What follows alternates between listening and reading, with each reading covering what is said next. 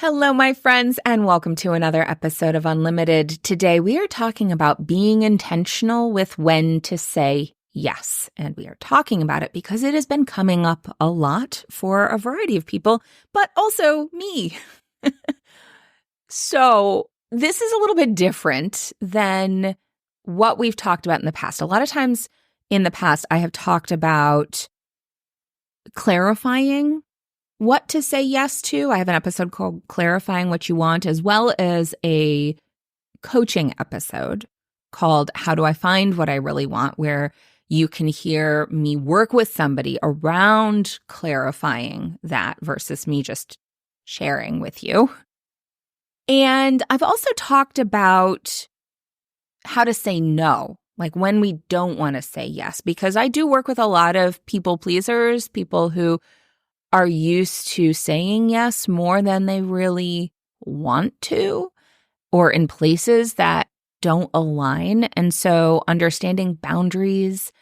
I have an episode called How to Say No Without Guilt. So talking about where we need to say no, that maybe we're not saying no, or why we're not saying no.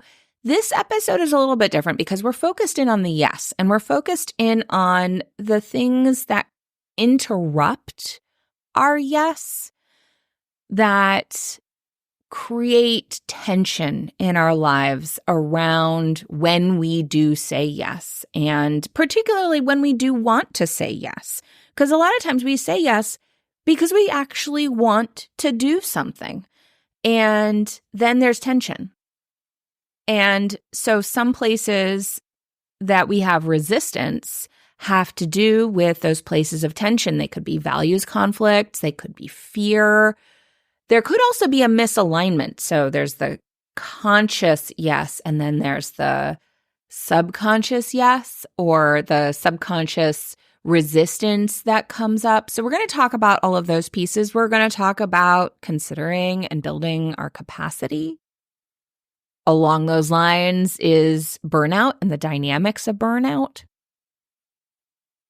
We're also going to talk about discernment. So that idea of intentionality. When I say yes, what am I saying no to? When I say yes, what else am I saying yes to? Because sometimes those things are tricky. Sometimes we resist saying yes because we're afraid of the additional things that we might also be saying yes to. And then places where we might not be saying yes that we actually need to say yes, especially when we're in a period of saying yes, as well as the value of unintentionality and where that can play also in our lives. So this is where I would like to invite you all into a yes as well, and that is supporting this podcast. I do everything. I do the recording, the editing, the transcription, AI does the transcription, but I go through and clean it up and put it up and do all the things with it. But also the social media, the show notes, all of the things. And there's a lot that goes into it. And I would like to say yes to doing more with this podcast, but I can't at my current capacity. I need to get support to do that. And for that, I'm probably going to need about $200 an episode, which is about $400 a month. So my invitation to you is to support the podcast. I have a Ko-fi account where I have free resources and I share little extras and everything. You can become a subscriber to the podcast for a minimum of $5 a month, which would greatly help me feed into this goal of being able to hire somebody to help with the podcast. You can also do a one-time donation. Any little bit makes a difference, and it would mean a whole lot to me if you enjoy this podcast to have your support for producing it and taking it to another level. My main thought right now is video, but we'll see, because video is a whole nother layer of editing and extra work. And so I really have to have some support to be able to do that. So if you are willing and have the capacity to show up and help me out, I would so appreciate it. There's a link in the show notes. And now, without further ado, let's get started. Hey there, I'm Valerie Friedlander, Certified Life Business Alignment Coach, and this is Unlimited. This podcast bridges the individual and the societal, scientific and spiritual, positive and negative, nerdy and no, there's just a lot of nerdy. Come on board and let's unlock a life that's as badass as you are.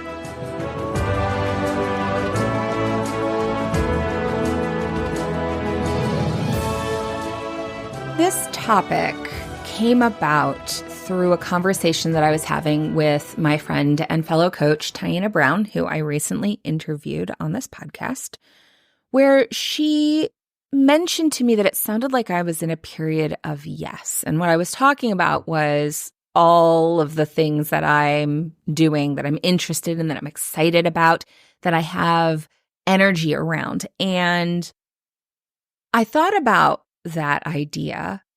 And of course, I've heard of the book, The Year of Yes, and there's a movie where I think it's like The Day of Yes, where the kids get their parents to say yes to everything for a day or something like that. Anyway, this idea of yes resonated, and yet I felt tension around it because I'm very aware, as if you've been listening to this podcast, you also know that we are in a culture of push and go and produce and do and people pleasing and all of this stuff that makes no hard and makes yeses more obscured, less intentional.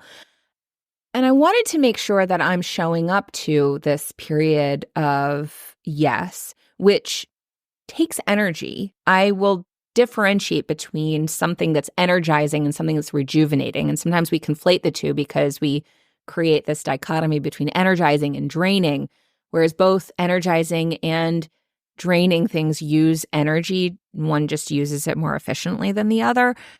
So neither is really rejuvenating.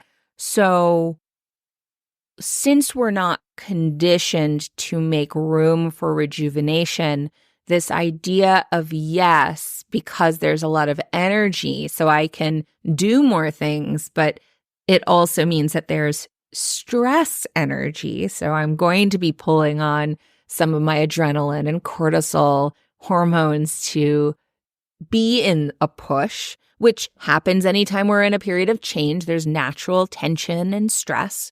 So what does that look like to engage it intentionally so I don't fall into some of the conditioned patterns in our society around beating myself up, overcommitting and beating myself up, resisting what I want because of fear? There's just so many layers to it. And of course, because the universe is cool like this, as I'm exploring this for myself, I had several clients come to me with various aspects of this in their own life that was like, oh, this is a really useful exploration. This is an interesting take or angle to engage. So with this episode, what I want to do is invite you into that kind of exploration. And if you are engaging a period of yes, or even if you're not and you are wanting to do some discernment work, what are some things that can come up with this? So let's start with resisting yes. Resisting yes can come from a variety of things. We're going to talk about values conflict, fear, and misalignment. This is usually, so when I'm talking about resisting yes in this context, we're thinking of the yes as something that we actually want. So it is a yes that we believe we want to give. So one thing that's come up is a values conflict. To identify if there's a values conflict, it helps to do a values exercise. And these are great to do periodically. You can find them online. There are things that I help clients do when we're working together. But when you do a little values assessment, and I'll even walk you through, like, find a values list and then find your top 5 values and identify what they mean to you. It really is as simple as that. Now, working with someone like me, we can go a little bit deeper and understand them a little bit further, but that even on its very basic level, will help you identify where you may have some conflict. So, for example, I had a client who wanted to be more visible. She has a business. She wants to put it out there more. But one of her values is privacy. So realizing that, she's like, oh, well, there's a conflict. This may be part of the resistance to being more visible, is this idea of privacy. So to be able to notice that allows us to explore ways that we can support privacy, or explore ways where privacy may be creating some stories around what being visible is supposed to look like that we don't want to do. So when we can identify that, we can go, well, what does it look like to be visible? What is necessary in order to be visible? Now, one thing I have had come up with people, especially clients who have various neurodivergencies, is the idea of being perceived, which can create tension because not even necessarily a fear of being visible itself, but what happens when you are perceived by other people because of the judgments and because of the norms around what certain things are supposed to look like, et cetera, et cetera. So it is important to kind of separate those out to be able to look at what are the different supports that are necessary, because we're social creatures and how we are perceived does have an impact on us. So it doesn't mean that you don't do whatever it is to be visible, but it does mean that you may want certain supports around you. So that's the value with doing a values exploration and digging into some of these pieces, is to see, what do you need to support your ability to say yes? And in this case, it may just be separating out, okay, well, what needs to stay private and what can be visible? What do I need to do to protect my sense of privacy while allowing my business to be visible? Another one that came up was a tension between courage and self-protection. How am I courageous if I'm also valuing self-protection, which means not pushing myself, not putting myself out there? Well, one of the things that I wanted to identify when that came up is that it can be courageous to protect yourself. If you had spaces where it wasn't allowed, it wasn't safe to protect yourself, you had to always show up for other people and always focus on other people, the people-pleasing stuff. Self-protection and taking care of you and protecting your needs and yourself and your body and all of those things can take courage to do as an intentional thing versus I'm going to take care of you to take care of me, that whole insecure attachment and people-pleasing and all of that stuff. So I think sometimes it's important to identify where there isn't tension or there doesn't need to be tension, because yes, you actually are still honoring courage when you are protecting yourself intentionally. And this is then also an opportunity to get clear on, what does it mean to protect yourself? What do you need to feel protected? And what exactly are you looking at to be courageous with? What does courage look like in each instance? So that's one of the things I like to do with values is, what does it look like to be courageous here? What does it look like to be private here? What does it look like to protect yourself here? When you understand what your values are, then you can ask questions that allow you to creatively explore and then intentionally engage taking care of yourself and your needs, as well as leaning into the things that you want. Another place of resistance that's come up recently is fear. Fear of saying no, fear of saying yes, and what happens. I have talked about this in some episodes about inner critic. I also have a resource called Out of Doubt and Into Action that walks through some of this, but just to kind of briefly summarize, what does it look like when, okay, I know I want to say yes to this, but I am afraid. Looking at, okay, what exactly are we afraid of? What is the danger? And when you can identify what is the danger, like shining a light on it, pulling it out of the shadows and really looking at it. Oftentimes we don't actually really look at it. We just know that there's resistance. And because the fear tells us not to look at it, we don't look at it. So, all right, let's shine a light on it. Let's look at it. How presently real is this fear? This thing that we are afraid will happen? And I say presently real because a lot of times we have a fear of something happening because it was actually a danger at some point. There's a reason it's there. So I hear people say, just get over it, just be courageous, just don't be afraid. And the thing is that the fear is there for a reason. It's there to protect you.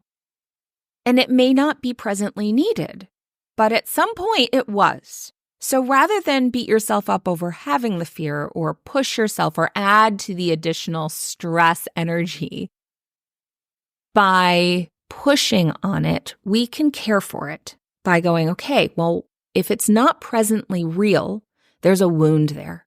There's something that needs care. There's something that needs some love, some support, maybe therapy, something to heal that wound that is still there. And maybe it's there also just to serve as a warning, as a little caution flag. So rather than taking it at face value, we use it as a sign to look both ways before we cross the street. Hey, this is a busy street. Rather than go, oh, well, I can't cross the busy street. We look and we go, okay, is there danger? Are there cars coming? So is it presently real? If it's not, then caring for their wounds. If it is presently real, if that fear does have root in potential danger, what do you need to tap into support to protect yourself and still do the thing you want to do? So what asks do you have? What else? And this is an instance where what else do you need to say yes to? You want to say yes to this thing. That may mean you also want to say yes to something else like support. I'm going to talk a little bit more about the additional yeses in a moment, but this is an opportunity to look at what do you need to support you in being able to do the thing you say you want to do, in saying the yes. All right, one of the other places where we have resistance is misalignment, and I've definitely talked about this in previous episodes, but one of the ones that I'm going to highlight here is dealing with burnout beyond the 9 to 5.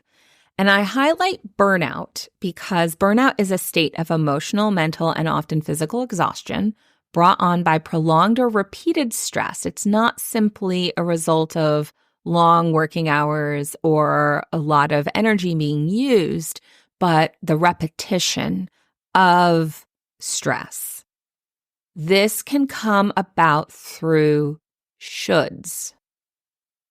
When our yes isn't rooted in alignment with ourselves and what we want to create, but in alignment with, well, I should do this. This is what I'm supposed to do. This is what I was told works. This whole idea of tried and true. Well, everybody says that in order to get this thing I want to say yes to, I have to do these other things.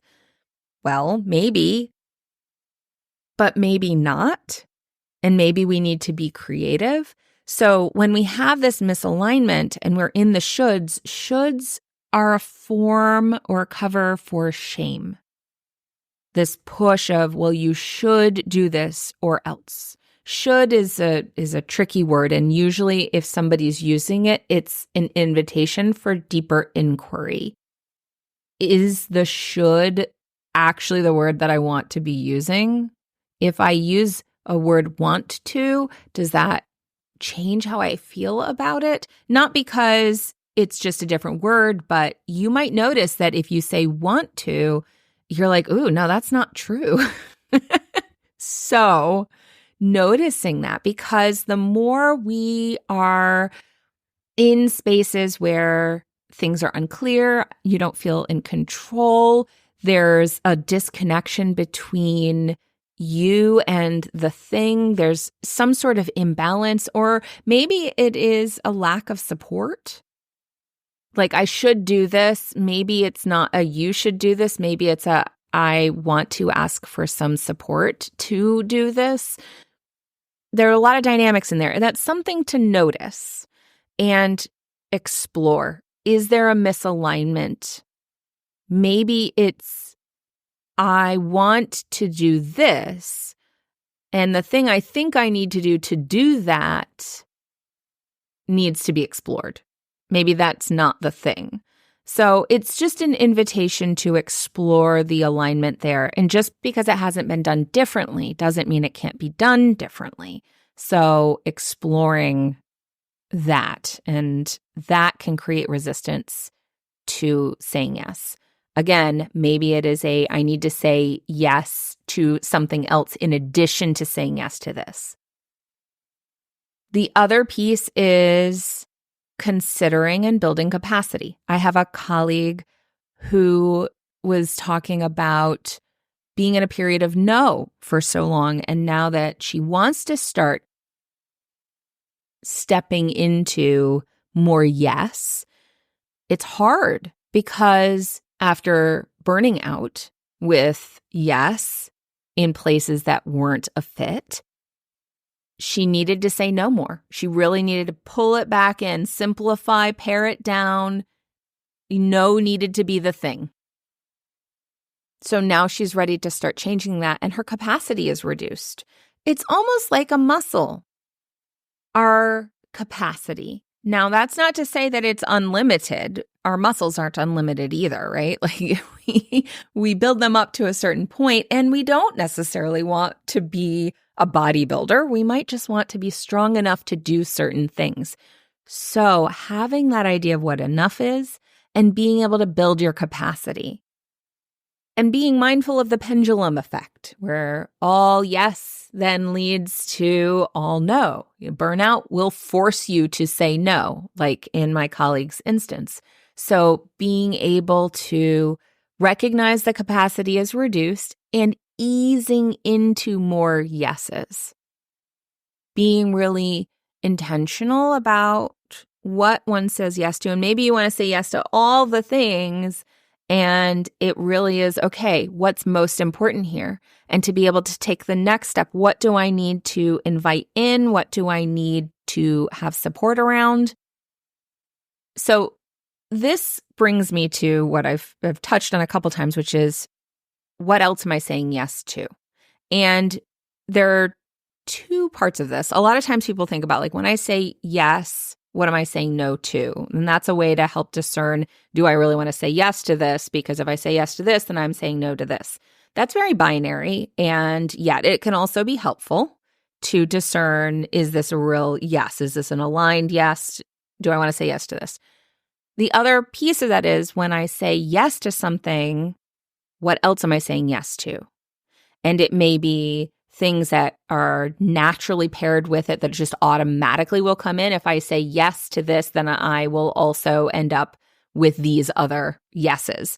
So as an example, if I'm saying yes to helping out with an after-school program or going to a meeting in the evening, then I am also saying yes to a reduced amount of time in the evening for home stuff, which I need to factor in when I am considering all of my yeses, when I am considering how they stack together, when I'm considering the decisions that I will need to make and the adjustments that will need to go along with them.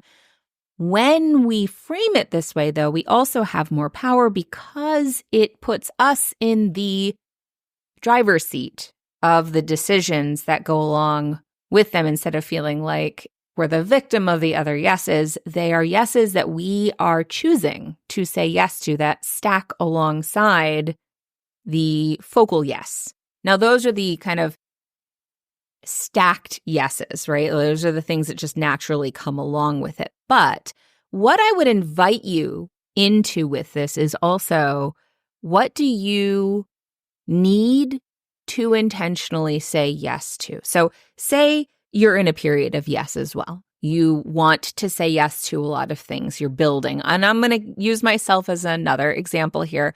I just did an enrollment for my Reclaim Your Routine workshop series. super excited to do. I have another series, which is more like a group program that I want to do for the winter period. It's Winter Women's Circle that I'm working on.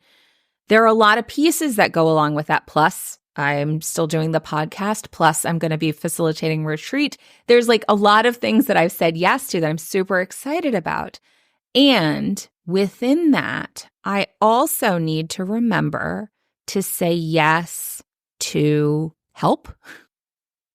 Because when we're getting into a yes period where we're doing a lot of things, we can get into that helper mode, we can get into the doer mode, and we can forget that we also can say yes to receiving. And I'm calling myself out there because that's something that I will do too. Yeah. Oh, I got it.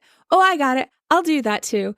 And so that was one of the reasons why I was inspired to invite you all to, hey, if you would like to support the podcast, here is a specific way that would make a difference for me. Because, when you're asking for help, it can help when people know exactly what it is that you're looking for versus the general, yeah, sure, help, or how can I help, or just let me know what you need. Then nothing happens. So when we can be specific, saying yes to specificity so that you can receive help. Another one is appreciation. Compliments, saying yes to compliments. I know so many people who don't celebrate what they do, celebrate their accomplishments, make room to acknowledge and appreciate themselves, or even to receive acknowledgement and appreciation from others. It feels awkward. It feels uncomfortable. Well, there's a lot of reasons for that. And when you're in a period of push, or a period of saying yes to things, it is so important to allow room for those rejuvenating things, those things that help pour into you. So it could be tangible help. It could also be appreciation, compliments, gratitude, those sorts of things. Being able and making room to receive those, to ask for those, are another layer of saying yes that is important. Saying yes to making more room for yourself. Saying yes to self-care. Saying yes to a nap. So you can be in a period of yes, and those yeses may be push yeses where you are doing more things and maybe spending more energy. They may also be things where you are receiving. You're saying yes to receiving. So this is, I think, probably the biggest reminder is to not just say yes to the doings when you're in a period of yes, making sure that you're making room for the receiving part of those doings. So just to recap, we're talking taking a look at your values, engaging fear, exploring if there is a misalignment. So if there is a should underlying a yes, considering your capacity, because if there's a should underlying your yes or there's a lack of capacity, that's where we run into the burnout piece, which will be a shut it all down. Which we don't necessarily want. So being able to be intentional with how much we're holding. And being cognizant of what you're saying yes to. Are you only saying yes to things that are output for you? What would it look like to say yes to things that are input for you? Especially in periods of high output. And the last thing I want to touch on is space for the unintentional, which I think is part of being human. And so in this period of, okay, I want to be intentional with my yes, also recognizing and giving yourself some grace and some space for unintentional. I didn't intentionally engage. Well, when you're intentionally engaging so many things, it's really hard to always hold that level of energy. It takes more energy. So if you're trying to be intentional and you're doing a lot, you are using more energy. So recognizing that there are going to be times, oh, I scrolled for a little bit. Oh, I just sat and stared at the wall for a little bit. And not beating yourself up for unintentionality. Oh, I got caught up in hustle culture and forgot to receive or to acknowledge or appreciate myself. Oh, I didn't do the thing because I was afraid of something that really isn't present anymore. Those are not invitations to beat yourself up. Those are invitations to notice and explore what supports you might want to say yes to so that you can do the things that are important to you. I hope that this was helpful for you. And if you are looking for additional support around what you say yes to, how you say yes, and this level of discernment, especially in periods of change, it can be particularly difficult. I'm here for you. There's a link in my show notes to sign up for an exploration call, and I would love to talk to you. And I will talk to you all next time. Thanks for listening. I so appreciate you being here. If you got something out of today's episode, please share it. Leave me a review, take a screenshot, and post it on social with a shout out to me. Send it to a friend or, all of the above. Want to hang out more? Join me on Instagram. Or better yet, get on my mailing list to make sure you don't miss out on anything. And remember, your possibilities are as unlimited as you are. Allow yourself to shine, my friend. The world needs your light. See you next time.